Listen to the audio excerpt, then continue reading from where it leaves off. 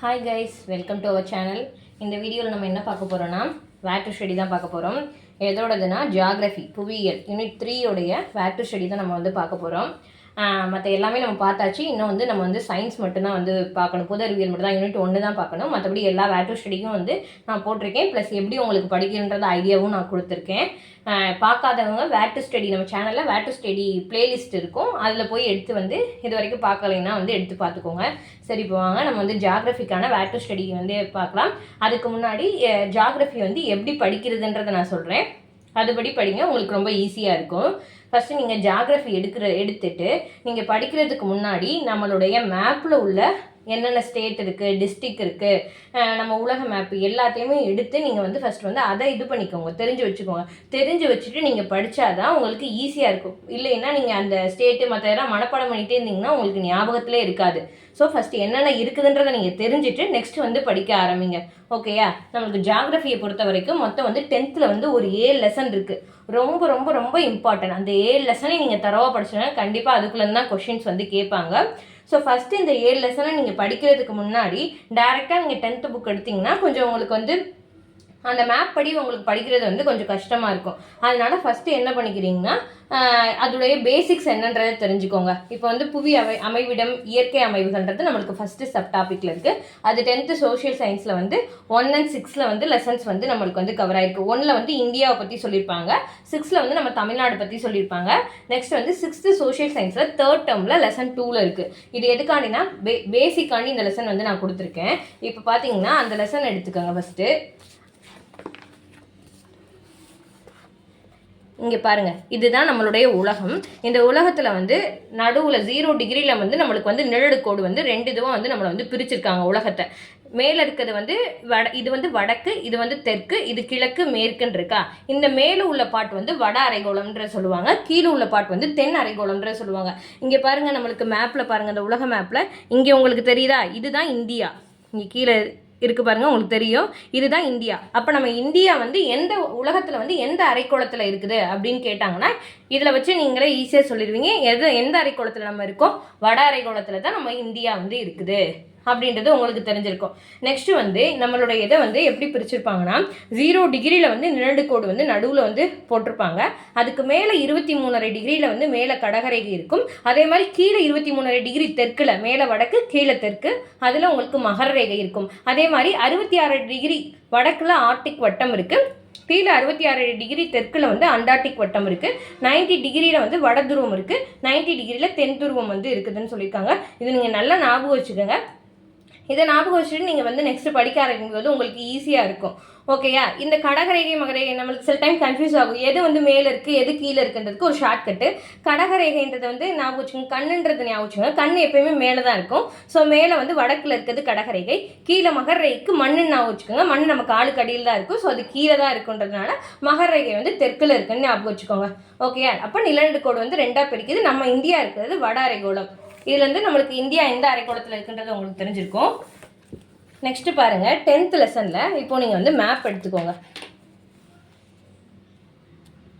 Map எடுத்துட்டிங்கன்னா இங்கே உங்களுக்கு சின்ன டாட்டாக ஒரு லைன் கொடுத்துருக்காங்க பாருங்கள். இங்கே வந்து கடகரேகைன்னு இங்கே எழுதியிருக்காங்க பாருங்கள், தெரியுதா? ஸோ கடகரேகை வந்து நம்மளுடைய இந்தியா வந்து 2ஆக பிரிக்கும். நிலநடுக்கோடு கீழே இருக்குது, நிலநடுக்கோடுக்கு மேலே தான் நம்மளுடைய அந்த மேப்பில் பாருங்கள், நிலநடுக்கோடுக்கு வந்து நிலநடுக்கோடுக்கு மேலே தான் நம்மளுடைய இது வந்து இந்தியா இருக்குது. நிலநடுக்கோடுக்கு மேலே தான் நம்மளுக்கு என்ன இருக்கும், 23 டிகிரியில் கடகரேகை இருக்கும். அப்போ 23 டிகிரின்றது இப்படி போகும். இப்படி போகும்போது உங்களுக்கு அது வந்து இந்தியா வந்து 2ஆக வந்து நம்மளுடைய இந்தியா வந்து 2ஆக பிரிச்சிருக்கும். ஓகேயா? கடகரேகை. அப்போது இப்போ நம்ம வந்து படிக்கும்போது உங்களுக்கு சொல்லியிருப்பாங்க கடகரேகை வந்து மொத்தம் 8 மாநிலங்கள் வழியாக போகுது அப்படின்னு சொல்லிட்டு அது என்னென்ன மாநிலங்கன்றது கொடுத்துருப்பாங்க. குஜராத், ராஜஸ்தான், மத்திய பிரதேசம், ஜார்க்கண்டு, அது மாதிரி என்னென்ன 8 மாநிலம்னு கொடுக்கும்போது நீங்கள் அதை மக்கப் பண்ணிருந்தீங்கன்னு வச்சுக்கோங்களேன், உங்களுக்கு கண்டிப்பாக வந்து இன்னும் நிறைய அந்த ஜியாகிரஃபியில் ஃபுல்லுமே உங்களுக்கு இது மாதிரி ஸ்டேட் வந்து உங்களுக்கு படிக்கிற மாதிரி தான் இருக்கும். ஸோ நீங்கள் மக்கப் பண்ணிக்கிட்டே இருந்தீங்கன்னு வச்சுக்கோங்களேன், உங்களுக்கு வந்து ஞாபகம் இருக்காது, மறந்துடும். அதனால ஃபஸ்ட்டு மேப்பை வந்து எடுத்துக்கோங்க. இந்தியா மேப்பில் எங்கெங்கே என்னென்ன ஸ்டேட் இருக்குன்றதை படிச்சுக்கோங்க. ஃபஸ்ட்டு மேலே ஜம்மு காஷ்மீர் இருக்குது, நெக்ஸ்ட்டு இமாச்சல், இங்கே பஞ்சாப், ஹரியானா, ராஜஸ்தான், குஜராத், இது மாதிரி இருக்கிற ஸ்டேட்ஸ் எல்லாத்தையுமே நீங்கள் வந்து எங்கெங்கே இருக்குன்றதை படித்து வச்சுக்கோங்க. படித்து வச்சுட்டிங்கன்னு வச்சுக்கோங்களேன், உங்களுக்கு இந்த இடத்துல தான் இருக்குன்றது தெரிஞ்சிடும். ஸோ அப்போ கடகரேகைன்றது உங்களுக்கு நடுவில் போகும்போது இங்கே பாருங்கள், இந்த ரேகை வந்து இந்த ப்ளூ கலர் டாட்டர் லைன்ஸ் தான் வந்து அது. அப்போ அது எங்கே போகுதுன்னு பாருங்கள், இங்கே குஜராத்தில் போகுது. ஓகேயா? நெக்ஸ்ட்டு எங்கே போயிருக்கு? ராஜஸ்தானில் போயிருக்கு. நெக்ஸ்ட்டு மத்திய பிரதேசத்தில் போயிருக்கு, சத்தீஸ்கரில் போயிருக்கு, ஜார்க்கண்ட், மேற்கு வங்காளம், இங்கே பாருங்கள் திரிபுராலையும் போயிருக்கு, மிசோரத்துலேயும் போயிருக்கு. ஸோ இந்த 8 ஸ்டேட்டு இதுதான். அப்போ நீங்கள் என்ன படித்து மனப்பாடம் பண்ணும்போது உங்களுக்கு வந்து மறந்து போயிடும். பட் ஆனால் இந்த டயக்ராம் நீங்கள் ஞாபகம் வச்சுக்கிட்டிங்கன்னா நடுவில் போகுதுன்னா நடுவில் என்னென்ன ஸ்டேட்ஸ் இருக்குது அப்படின்றத நீங்கள் படிச்சுக்கிட்டிங்கன்னா உங்களுக்கு ஈஸியாக இருக்கும். ஸோ நீங்கள் வந்து இப்படி தான் வந்து ஜியாகிரஃபியை படிக்க ஆரம்பிக்கணும். இப்படி படித்தாதான் உங்களுக்கு ஞாபகம் இருக்கும். நீங்கள் வந்து உட்காந்து மக்கப் பண்ணிட்டு இருந்தீங்கன்னா உங்களுக்கு மறந்து போயிடும். எதுவாக இருந்தாலும் நீங்கள் வந்து புரிஞ்சு படிங்க. நெக்ஸ்ட் பாருங்கள், பருவமழை, மழைப்பொழிவு, வானிலை மற்றும் காலநிலை, நீர்வளங்கள், ஆறுகள் அது கொடுத்துருக்காங்க. இதுக்கான வேட்டர் ஸ்டடி எங்கே இருக்குன்னா 8th சோஷியல் சயின்ஸில் ஜியாகிரஃபியில் லெசன் 2 and 3ல் இருக்குது. 9th சோஷியல் சயின்ஸ் ஜியாகிரஃபியில் lesson 3 and 4, 10th social science ஜியாகிரஃபியில் லெசன் 1, 2, 6, 7ல் வந்து இருக்குது. நெக்ஸ்ட்டு பாருங்கள், ஆறுகள் படிக்கும்போதும் இப்படி தான் நம்ம வந்து படிக்கணும். இப்போ பாருங்கள், இங்கே என்ன கொடுத்துருக்காங்க, சிந்து நதி தொகுப்பு வந்து கொடுத்துருக்காங்க. சிந்து நதி வந்து எங்கெங்கே தோன்றுச்சு என்ன எல்லாமே சொல்லியிருப்பாங்க. இங்கே கொடுத்துருக்காங்க பாருங்கள், அதோடைய துணை ஆறுகள் என்னென்றது கொடுத்துருக்காங்க. இதன் துணை ஆறுகள் சீலம், ஜெனாப், ராவி, பியாஸ் மற்றும் சட்லஜ் ஆகியனவாகும் அப்படின்றத கொடுத்துருக்காங்க. ஸோ நீங்கள் வந்து மேப்பில் உள்ள மடி படிச்சிங்கன்னா இங்கே பாருங்கள், சிந்து இருக்கா, சிந்துன்ற ஆறு இதுதான். கிளை துணை ஆறுகன்றப்ப இதோட வந்து ஜாயின் ஆயிடுது. சிந்து வந்து இதோட ஜாயின் ஆயிருக்கு பாருங்கள். நெக்ஸ்ட்டு சீலம், செனாப், ராவி, பியாஸ், சட்லஜ். ஸோ அதே மாதிரி நீங்கள் இந்த ஆர்டர் வைஸ் படிச்சுக்கிறதும் நல்லது. ஏன்னா வந்து உங்களுக்கு ஆர்டர் வைஸ்லேயும் சில டைம் வந்து கொடுத்துட்டு இதை வந்து அரேஞ்ச் பண்ணுங்கன்ற மாதிரி கொடுப்பாங்க.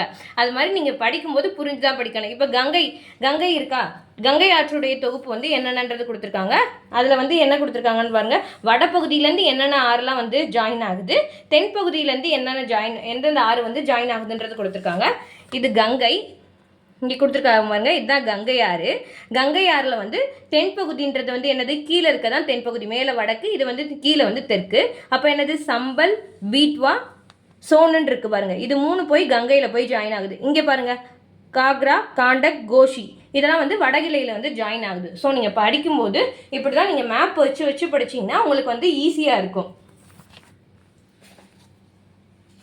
நெக்ஸ்ட் பாருங்க, மண், கனிம வளங்கள் மற்றும் இயற்கை வளங்கள் அது எங்கே இருக்குன்னா 6th சோஷியல் சயின்ஸில் டேர்ம் 2ல் லெசன் 1, 7th டேர்ம் 2ல் ஜியாகிரஃபியில் லெசன் 1, 8th சோஷியல் சயின்ஸில் லெசன் 1 and 6, 9th சோஷியல் சயின்ஸில் லெசன் 1 and 2, 10th சோஷியல் சயின்ஸில் லெசன் 3, 4, 6, 7ல் இருக்குது. ஸோ வந்து 10th உள்ள 1 to 7 லெசன் வந்து நீங்கள் நல்லா படிச்சுக்கோங்க. மேக்ஸிமம் கொஷின் வந்து உங்களுக்கு அதுலேருந்து தான் வரும். நெக்ஸ்ட்டு காடு மற்றும் வன உயிரினங்கள், வேளாண் முறைகள் கொடுத்துருக்காங்க. அது எங்கே இருக்குன்னு பாருங்கள். 9th சோஷியல் சயின்ஸில் ஜியாகிரஃபியில் லெசன் 6, 10th சோஷியல் சயின்ஸில் வந்து லெசன் 2, 3, 6, 7, 11th and 12th ஜியாகிரஃபியில் லெசன் 7. இதெல்லாம் படித்து முடிச்சிட்டிங்கன்னா நீங்கள் 11th and 12th வந்து எடுத்து படிச்சுக்கோங்க.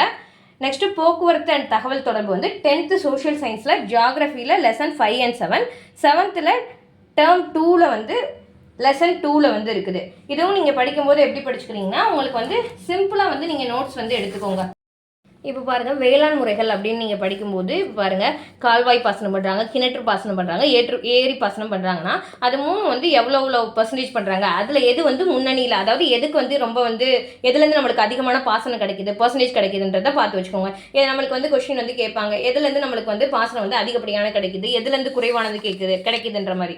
ஸோ இதெல்லாம் நீங்கள் நோட் பண்ணி வச்சுக்கோங்க. நெக்ஸ்ட் பாருங்கள், வேளாண் முறைகள். வேளாண் முறைகள்ன்றப்ப இப்போ வந்து நெல்லுன்னு எடுத்துக்கிட்டிங்கன்னா இதில் நிறையா கொடுத்துருப்பாங்க. நீங்கள் வந்து இம்பார்ட்டன்ஸான பாயிண்ட்ஸ் வந்து அப்படியே நோட் பண்ணி வச்சுக்கோங்க. நெல்லில் சீனா ஃபர்ஸ்ட் பிளேஸில் இருக்குது, நம்ம இந்தியா செகண்ட் பிளேஸில் இருக்குது. இதுக்கு எவ்வளோ வந்து வெப்பநிலை வேணும், 24 டிகிரி செல்சியஸ், எவ்வளோ சென்டிமீட்டர் மழைப்பொழிவு வேணும். அது மாதிரி நீங்கள் வந்து ரொம்ப ஈஸியாக இது மாதிரி ஷார்ட்டாக நோட்ஸ் எடுத்து நீங்கள் வச்சுக்கிட்டிங்கன்னா தான் உங்களுக்கு லாஸ்ட்டில் வந்து ரிவிஷன் பண்ண வந்து யூஸ்ஃபுல்லாக இருக்கும். இல்லைன்னா நீங்கள் எல்லாத்தையும் வந்து படிச்சுட்டு இருக்கும்போது வந்து நம்மளுக்கு லாஸ்ட்டில் வந்து டைம் பத்தாது. அதுக்காண்டி தான் நோட்ஸ் எடுங்கன்றதை சொல்லுது. இங்கே பாருங்கள், நெல் அண்ட் உற்பத்தி, பருத்தி, நிலக்கடலை, தேயிலை இதெல்லாம் வந்து சீனா ஃபர்ஸ்ட்டில் இருக்குது, நம்ம வந்து இந்தியா வந்து செகண்டில் இருக்குது. இது மாதிரி நீங்கள் படிக்கும்போது கம்பேர் பண்ணிக்கோங்க. அங்கங்கே நம்மளுக்கு சொல்லியிருப்பாங்க, எல்லாத்தையும் எடுத்து ஒரு இடத்துல எழுதி வைக்கும்போது உங்களுக்கு ஈஸியாக இருக்கும். அதே மாதிரி தான் தொழில் வளங்கள்ன்ற வரும்போது ஒவ்வொரு கனிம வளத்துக்கும் எங்கெங்கெல்லாம் தலைமையிடம் இருக்குது, அது வந்து எந்த இடத்துல அமைஞ்சிருக்கு, அதோடைய தலைமையிடம் என்ன, அதில் எந்த மாநிலம் வந்து முன்னணியில் வந்து இருக்குது, அது மாதிரி வந்து நீங்கள் பக்கத்துலேயே வந்து எல்லாத்துக்கும் வந்து நோட்ஸ் எடுத்து படிச்சுக்கிட்டிங்கன்னா லாஸ்ட்டில் வந்து ரிவிஷன் பண்ணுறதுக்கு ஈஸியாக இருக்கும். நெக்ஸ்ட் பாருங்கள், தமிழ்நாடு மற்றும் இந்தியாவில் மக்கள் தொகை அடர்த்தி அண்டு பரவல். இந்த மக்கள் தொகை அடர்த்தி அண்ட் பரவல்லாம் நம்மளுக்கு வந்து யூனிட் 9லையும் வந்து நம்மளுக்கு ரொம்ப ரொம்ப இம்பார்ட்டன்ட். தமிழ்நாடை பற்றி கேட்டிருப்பாங்க. அதில் வந்து 11th எக்கனாமிக்ஸில் ஒரு தமிழ்நாட்டு பொருளாதாரம்னு ஒரு லெசன் இருக்கும். அங்கேயும் நம்மளுக்கு இதே இதில் சொல்லியிருப்பாங்க மக்கள் தொகை அடர்த்தி என்ன, பாலின விகிதம், அதெல்லாம் இங்கே 10th புக்லையும் இருக்கும். ஸோ ரெண்டையும் வந்து கம்பேர் பண்ணி நீங்கள் ஒரு டேப்லெட் காண மாதிரி வந்து போட்டு எழுதிக்கோங்க. நான் எக்கனாமிக்ஸோடைய வேட் டு ஸ்டடியில் கூட எப்படி அதை வந்து நீங்கள் எழுதி படிக்கலான்றதை சொல்லியிருப்பேன். பார்க்காதவங்க போய் பார்த்துக்கோங்க. அது எந்தெந்த லெசன் கவர் ஆகுதுன்னு பாருங்கள். 7th டேர்ம் 1ல் எஸ்எஸ்ல லெசன் 3, 8th சோஷியல் சயின்ஸில் வந்து லெசன் 4, 9th சோஷியல் சயின்ஸில் லெசன் 6, 10th சோஷியல் சயின்ஸில் லெசன் 5 and 7ல் வந்து இருக்குது. நெக்ஸ்ட் பாருங்கள், பேரிடர் மேலாண்மை, சுற்றுச்சூழல், பருவநிலை மாற்றம். இது எங்கெங்கே இருக்குன்னா 6th 3rd டேர்மில் லெசன் 3, 8th சோஷியல் சயின்ஸில் lesson 5, 9th lesson 8, 10th lesson 6, 7th term 3ல் லெசன் 3, 11th and 12th ஜியாகிரஃபியில் லெசன் 8ல் வந்து இருக்குது.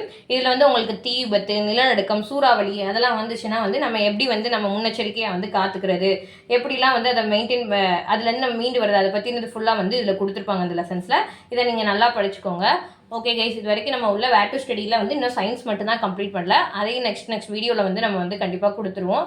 ஸோ எல்லோரும் நல்லா வந்து படிக்க ஆரம்பிங்க. All the best for your preparation. நிறைய பேர் சப்ஸ்கிரைப் பண்ணாமல் சேனலில் பார்த்துட்ருக்கீங்க. சப்ஸ்கிரைப் பண்ணிவிட்டு பாருங்கள். தேங்க்யூ ஃபார் வாட்சிங்.